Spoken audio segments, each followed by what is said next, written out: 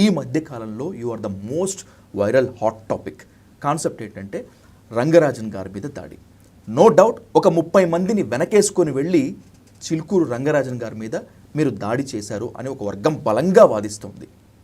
దాడి చేసే ఆరోపణలు ఎదుర్కొంటున్నారు అని నేను అంటున్నాను. వాట్ హ్యాపెండ్ అసలు? నిజంగా ఏం జరిగింది అసలు? అయ్యా, మేము శ్రీ వైష్ణవ సంప్రదాయానికి చెందినవారు. అంటే చిన్నప్పటి నుంచి మా నాన్నగారు వారు తాతగారు బోధించిన బోధనలు విని పెరిగిన వాళ్ళు మేము. ఎక్కడికైనా మేము గుడికి వెళితే అమ్మ నాన్నతో పాటు లేకపోతే మీలాంటి స్నేహితులతో గుడికి వెళ్ళినప్పుడు అక్కడ ఏదో అర్చన చేయటమో దండం పెట్టుకు వచ్చేయటమే. కానీ ఎక్కడా కూడా ఒక బోధన లేదు, ఏ గుడిలోనూ బోధన లేదు. ఉదాహరణకి రెడ్డి, కమ్మ, కాపు, మాల, మాదిగ, కమ్మరి, కుమ్మరి, చాకలి ఇట్లాంటి కులాల కింద విడిపోయి ఉన్నాం. కానీ గోత్రం ప్రకారంగా మన అందరూ బంధువులమే. ఓకే, గోత్రం ప్రకారంగా మన అందరూ బంధువులమే. దాన్ని మీరు వెరిఫై చేసుకోండి. ఇగో ఈ గోత్రంలో ఈ కులం, ఈ గోత్రంలో ఈ కులం, ఈ ఒకే గోత్రం అన్ని కులాల్లో ఉంది, ఒకే గోత్రం 4 వర్ణాల్లోనూ ఉంది అనేటువంటి బోధన ఎక్కడ ఆలయాల్లో నేను వెళ్ళిన ఏ ఆలయానికి నేను వినలేదండి. కాబట్టి ఇప్పుడు సమాజంలో సమతుల్యత, మన అందరం బంధువులమే, వసుదంతా భూమి అంతా ఒక కుటుంబమే. బ్రాహ్మణ, క్షత్రియ, వైశ్య, శూద్రులుగా 4 వర్ణాలుగా చెప్పిన, లేకపోతే ఎస్సీ, ఎస్టీ, బీసీ, ఓసీ ఇట్లాంటి రకాలుగా చెప్పిన, మన గోత్రాలు ఉన్నాయి, గోత్రాల ప్రకారంగా మన అందరూ బంధువులమే, అందుకు సాక్ష్యంగా ఇంకా క్షేత్రాలు సజీవంగా ఉన్నాయి అనేటువంటి బోధన చేయాల్సిన బాధ్యత అర్చక పురోహితులదే. అది ఎక్కడ జరగట్లేదు. ఓకే, అట్లాంటప్పుడు ప్రతి ఊర్లో ఉండి అర్చక పురోహితులను కలిసి, అంటే మాకు అవకాశం ఉన్నంత మేరకు 2 రాష్ట్రాల్లో 27,800 గ్రామాలు ఉన్నాయి. 27,000 గ్రామాల్లో మనం తిరగలేకపోవచ్చు. మన శక్తి మేరకు మనకి ఎంత అవకాశం ఉందో అన్ని ఊర్లకు వెళ్ళి అక్కడ అర్చక పురోహితులను కలిసి, అయ్యా మరి ఇట్లా ఉంది, ఏమన్నా మీరు బోధిస్తున్నారా అని వారికి చెప్పి, వారికి కొంత మేరకు వారి నుంచి కూడా ఒక అస్యూరెన్స్ తీసుకుని అట్లా ప్రతి ప్రదేశానికి తిరుగుతున్నామండి.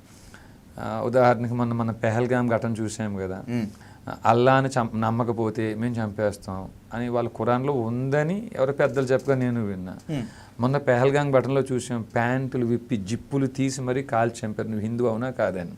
వాడు కావాల్సింది హిందూ అంటే ముస్లిం కాకపోతే చాలా చంపేస్తారు ఇంక వాళ్ళు. అట్లాంటి దాంట్లో ఉన్మాదంతో వారు ఉన్నారు. కాశ్మీర్లో ఏం జరిగిందో విన్నాం. 1947లో దేశ విభజన జరిగినప్పుడు ఏం జరిగిందో మనకు తెలుసు. కాబట్టి మరి ప్రత్యామ్నాయంగా కనీసం మన రక్షణ కోసమైనా మరి మనం ఏం చేస్తున్నాం అనే ఉద్దేశంతో అర్చక పురోహితులను కలుస్తున్నాం. ఈ బాధ్యత మీదే అని. ఓకే, అయితే వారు కూడా కొంతమంది స్వాగతిస్తూ ఉన్నారని, మంచి కార్యక్రమం అండి, ఊరికొక సైనికుడిని మనం ఏర్పాటు చేసుకుంటే బాగుంటుంది అని కొంతమంది. ఇట్లా సైనికుడు, సైన్యం అనేటువంటి పదాలతోనే చాలా చికాకు వస్తున్నట్లుగా ఉంది వీర్రాఘవరెడ్డి గారు. ఏంటి మీరు ఇప్పటికీ ఆ సైనికుడు, సైన్యము అనేటువంటి దాన్ని మీరు సమర్థిస్తారా? అంటే పదం అర్థం ఏదైనప్పటికీ మనకి భగవద్గీత 18 అధ్యాయాల్లో 18వ అధ్యాయంలో 43వ శ్లోకం ఒకటి ఉందండి. శౌర్యం తేజో దుర్తిర్దాక్ష్యం యుద్ధే చాప్య పలాయనం దానమీశ్వర భావచ్చ క్షాత్రం కర్మ స్వభావజం అని. అంటే శౌర్యము, తేజస్సు, దృఢ నిశ్చయం, ఇంద్రియ నిగ్రహం, యుద్ధంలో వెనకడుగు వేయకపోవటం, నాయకత్వ లక్షణాలు, ఇవన్నిటితో పాటు దానగుణం ఎవరికి ఉందో వారు క్షాత్రం కలిగిన వారు క్షత్రియులని.